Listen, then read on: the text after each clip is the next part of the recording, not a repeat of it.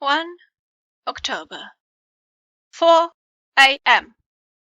Just as we were about to leave the house, an urgent message was brought to me from Renfield to know if I would see him at once, as he had something of the utmost importance to say to me. I told the messenger to say that I would attend to his wishes in the morning. I was busy just at the moment, and the attendant added, "He seems very importunate, sir. I have never seen him so eager.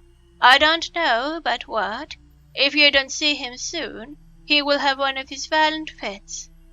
I knew the man would not have said this without some cause, so I said, "All right, I'll go now." And I asked the others to wait a few minutes for me, as I had to go and see my patient. "Take me with you, friend John," said the professor.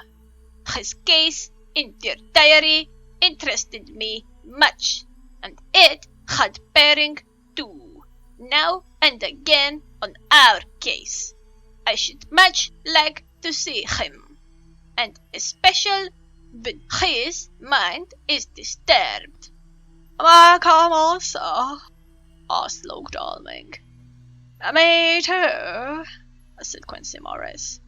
I nodded, and we all went down the passage together. We found him in a state of considerable excitement, but far more rational in his speech and manner than I had ever seen him. There was an unusual understanding of himself, which was unlike anything I had ever met with in a lunatic. And he took it for granted that his reasons would prevail with others entirely sane. We all four went into the room, but none of the others at first said anything. His request was that I would at once release him from the asylum and send him home. This he backed up with arguments regarding his complete recovery, and adduced his own existing sanity. "I appeal to your friends," he said. "They will, perhaps, not mind sitting in judgment on my case. By the way, you have not introduced me." I was so much astonished that the honors of introducing a madman in an asylum did not strike me at the moment. And besides, there was such a dignity in the man's manner, so much of the habit of equality, that I at once made the introduction. Lord Godalming, Professor Van Helsing, Mr. Quincy Morris of Texas, Mr. Renfield. He shook hands with each of them, saying in turn, "Lord Godalming, I had the honour of seconding your father at the Wyndham. I grieve to know, by your holding the title, that he is no more. He was a man loved and honoured by all who knew him, and in his youth was, I have heard, the inventor of a burnt rum punch, much patronized on Derby night. Mr. Morris, you should be proud of your great state. Its reception into the Union was a precedent which may have far-reaching effects hereafter, when the pole and the tropics may hold allegiance to the stars and stripes. The power of treaty may yet prove a vast engine of enlargement, when the Monroe Doctrine takes its true place as a political fable. What shall any man say of his pleasure at meeting Van Helsing? Sir, I make no apology for dropping all forms of conventional prefix. When an individual has revolutionized therapeutics by his discovery of the continuous evolution of brain matter, conventional forms are unfitting, since they would seem to limit him to one of a class. You gentlemen, who by nationality, by heredity, or by the possession of natural gifts, are fitted to hold your respective places in the moving world, I take to witness that I am as sane as at least the majority of men who are in full possession of their liberties. And I am sure that you, Dr. Seward, humanitarian and medical jurist, as well as scientists, will deem it a moral duty to deal with me as one to be considered as under exceptional circumstances.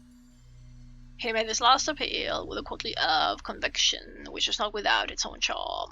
I think we were all staggered.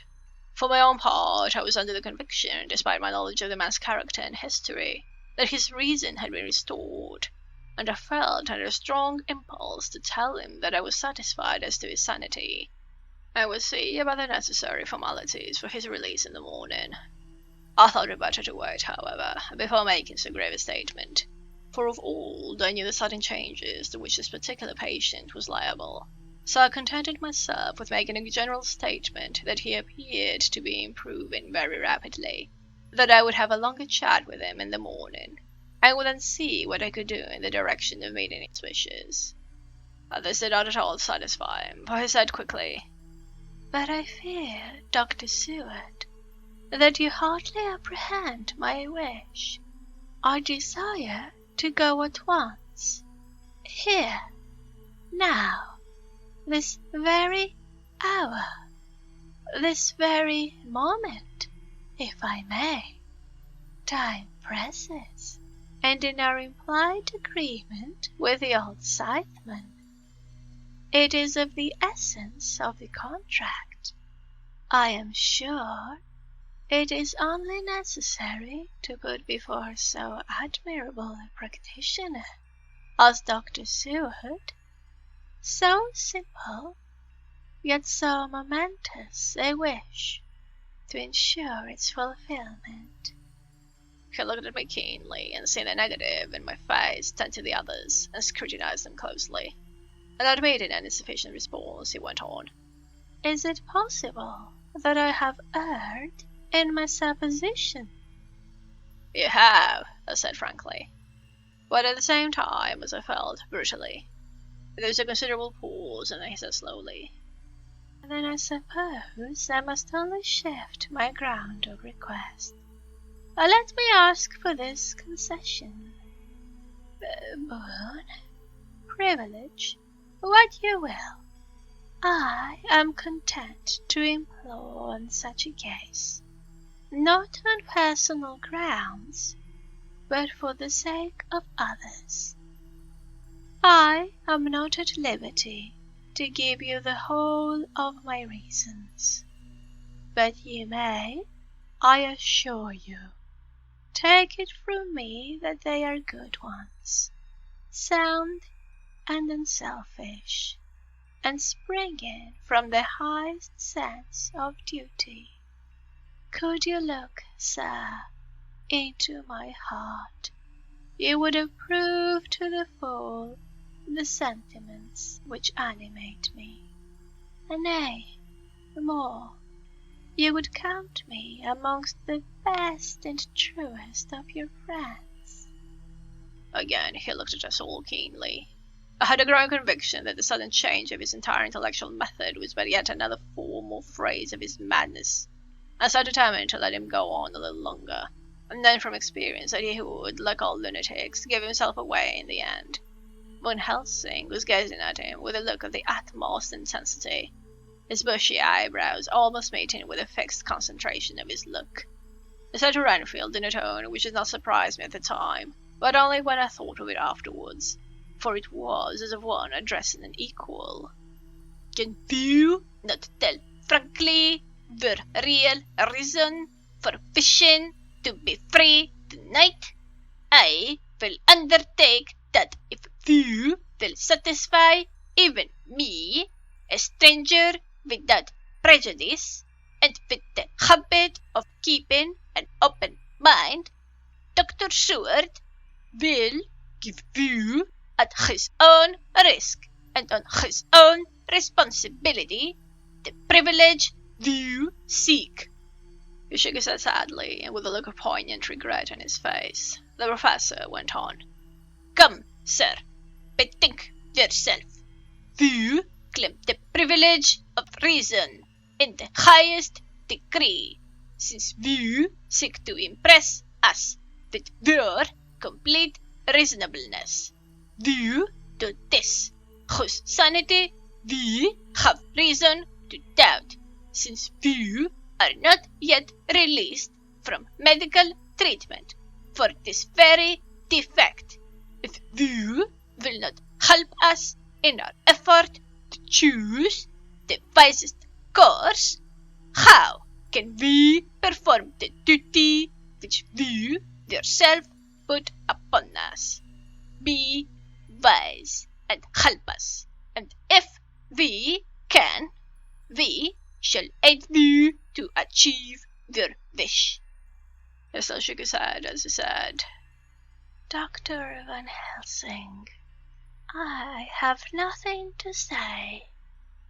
Your argument is complete, and if I were free to speak, I should not hesitate a moment.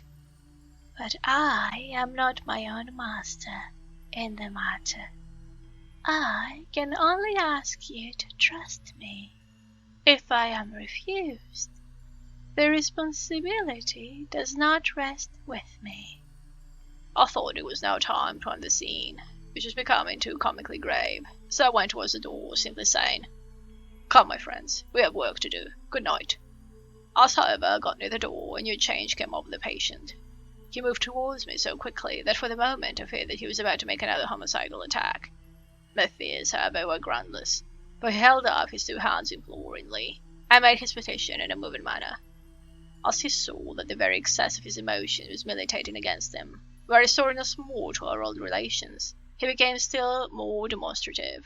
I glanced at Van Helsing, and saw my conviction reflected in his eyes.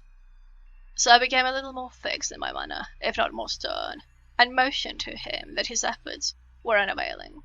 I had previously seen something of the same constantly growing excitement in him, when he had to make some request of which at the time he had thought much, such for instance as when he wanted a cat, and I was prepared to see the collapse into the same silent acquiescence on this occasion.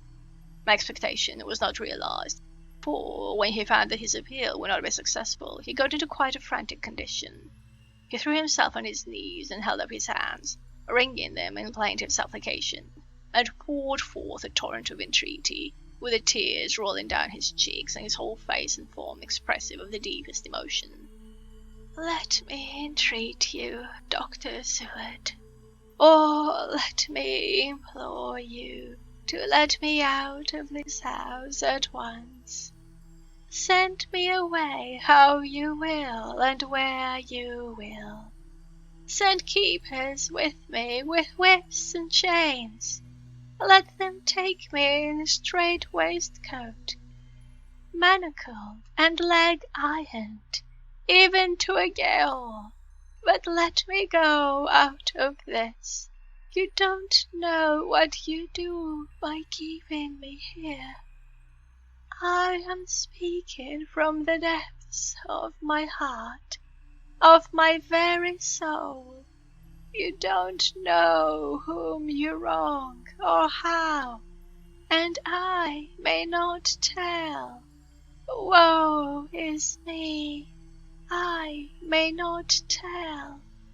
By all you hold sacred, by all you hold dear, by your love that is lost, by your hope that lives, for the sake of the Almighty, take me out of this, and save my soul from guilt. Can't you hear me, man? Can't you understand? Will you never learn? Don't you know that I am sane and earnest now? That I am no lunatic in a mad fit, but a sane man fighting for his soul? Oh, hear me, hear me. Let me go, let me go, let me go. I thought that the longer this went on, the wilder he would get, and so it would bring on a fit. So I took him by the hand and raised him up. Come, I said sternly, no more of this. We have had quite enough already. Get to your bed and try to behave more discreetly. He suddenly stopped and looked at me intently for several moments. Then, without a word, he rose, and moving over, sat down at the side of the bed. The collapse had come, as on former occasions, just as I had expected. When I was leaving the room, the last of a party, he said to me in a quiet, well-bred voice, "You will, I trust, Dr. Seward, do me the justice to bear in mind later on that I did what I could to convince you tonight."